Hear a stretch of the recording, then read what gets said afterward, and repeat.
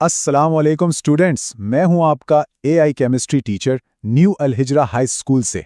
तो आज हम साइंस की उस दुनिया में दाखिल होने जा रहे हैं जो हमारे इर्द गिर्द हर चीज़ को समझने की चाबी है। जी हाँ, हम बात करने वाले हैं केमिस्ट्री की। भाई, ये केमिस्ट्री है क्या और इसकी इतनी सारी शाखें क्यों हैं? चले मिलकर जानते हैं। ठीक है, तो आज का हमारा लेसन प्लान कुछ इस तरह का है। सबसे पहले हम देखेंगे कि केमिस्ट्री क्या है, फिर जानेंगे कि इसकी इतनी सारी ब्रांचेस क्यों हैं, उसके बाद इसकी जो बुनियादी शाखें हैं उन पर बात करेंगे और आखिर में पूरे लेसन का एक खुलासा करेंगे। चलें शुरू करते हैं। तो सबसे पहला सवाल, सबसे बुनियादी सवाल, आखिर ये केमिस्ट्री है क्या? देखें, ये सिर्फ लैब में टेस्ट ट्यूब्स हिलाने का नाम बिल्कुल नहीं है। ये तो हमारे वजूद की बुनियाद को समझने का इल्म है।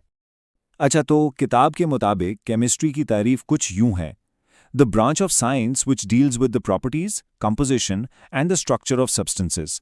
It also deals with the physical and chemical changes in matter and the laws or principles which govern these changes. चलें अब इसको आसान उर्दू में समझते हैं।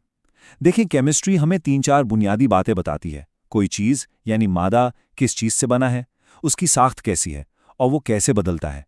जैसे पानी H2O क्यों है या लोहे को जंग क्यों लगता है। इन सब सवालों के जवाब हमें केमिस्ट्री से ही मिलते हैं। तो जो तारीफ हमने अभी पढ़ी, इसको हम 3 हिस्सों में तोड़कर समझ सकते हैं। बहुत आसान है। पहला हिस्सा है कंपोजिशन और स्ट्रक्चर, मतलब कोई चीज किस चीज से बनी है और उसके एटम कैसे जुड़े हुए हैं। ठीक है।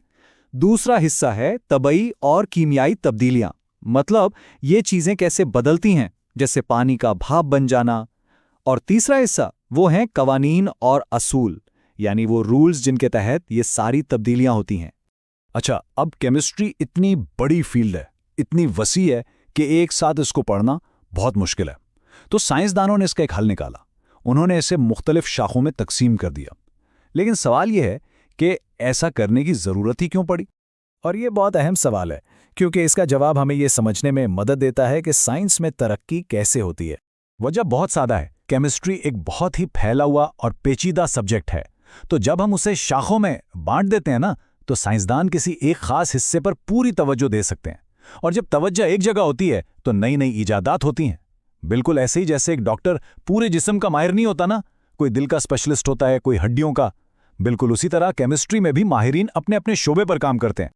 तो चलें अब केमिस्ट्री की इस दिलचस्प दुनिया की सैर करते हैं और इसकी कुछ सबसे अहम शाखों को देखते हैं। सबसे पहले बात करते हैं फिजिकल केमिस्ट्री की।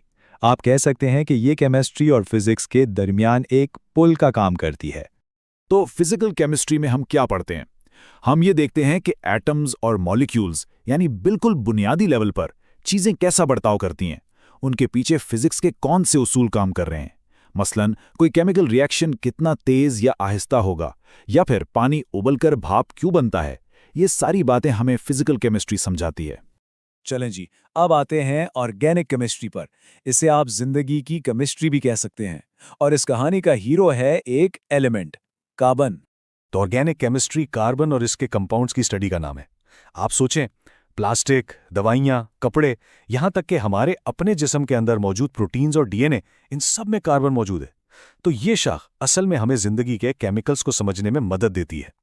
अच्छा, अगर ऑर्गेनिक केमिस्ट्री कार्बन की दुनिया है, तो फिर बाकी सारे एलिमेंट्स कहाँ गए? उनका क्या होगा? तो जनाब, यहीं पर इनऑर्गेनिक केमिस्ट्री मैदान में आती है।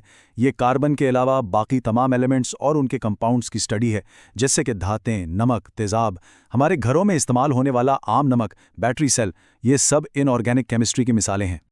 तो खुलासा ये हुआ कि ऑर्गेनिक केमिस्ट्री कार्बन कंपाउंड्स के बारे में है और इनऑर्गेनिक केमिस्ट्री उन तमाम कंपाउंड्स के बारे में है जिनमें कार्बन नहीं होता। सादा सी बात है।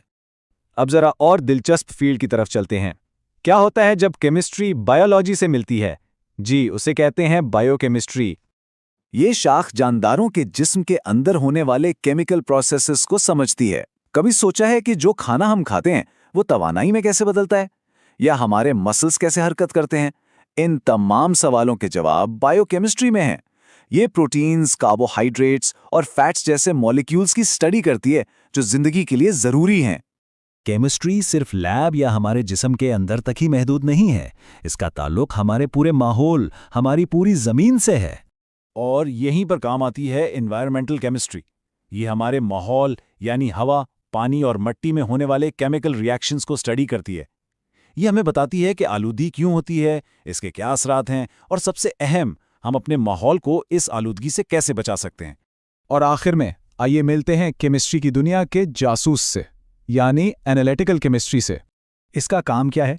इसका काम है किसी भी सैंपल का तज्जिया करना, यानी एनालिसिस करना। ये हमें 2 सवालों के जवाब देती है, किसी चीज़ में क्या मौजूद है और कितना मौजूद है। जैसे पीने के पानी में कौन कौन से केमिकल्स हैं या किसी फूड आइटम में कितनी शुगर है, ये सब एनालिटिकल केमिस्ट्री बताती है। बहुत खूब। तो ये थी केमिस्ट्री की कुछ अहम शाखें। चलें अब जल्दी से आज के लेसन के अहम नुकात को दोहरा लेते हैं। तो आज हमने क्या सीखा? सबसे पहले केमिस्ट्री क्या है? ये मादे की खुसूसियात, बनावट और उसमें होने वाली तब्दीलियों की स्टडी है। फिर हमने देखा कि इसकी शाखें क्यों ज़रूरी हैं ताकि इस बड़े सब्जेक्ट के ख़ास हिस्सों पर तवज्जो दी जा सके। हमने फिज़िकल, ऑर्गेनिक, इनऑर्गेनिक और बायोकेमिस्ट्री जैसी बुनियादी शाखों को समझा और आखिर में एनवायरमेंटल और एनालिटिकल केमिस्ट्री जैसी अप्लाइड ब्रांचेस को भी देखा जो हमारे रोज़मर्रा के मसाइल हल करने में मदद करती हैं। तो ये था केमिस्ट्री की दुनिया का एक मुख्तसर तारुफ। अगले लेक्चर में हम इसी चैप्टर को आगे बढ़ाएंगे। तब तक के लिए अल्लाह हाफ़िज़।